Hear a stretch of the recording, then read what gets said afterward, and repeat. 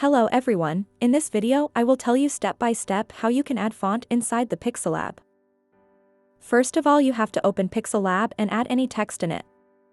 If you haven't subscribed to my channel before starting the video, please subscribe my channel. First of all, you have to add your text here. After adding it, you have to click on your text. After clicking on the text, you have to click on it on fonts. Here you can see that you have to click on fonts. Now here you have to click on fonts.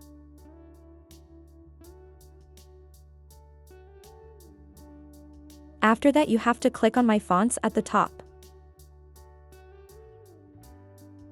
Now here you have to click on your top right file.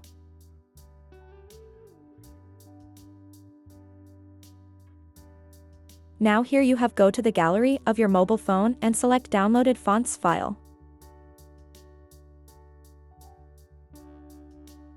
Now here you have to click on the fonts file from here.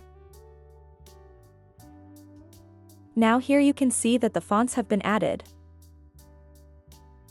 In this way you can add fonts inside Pixallab.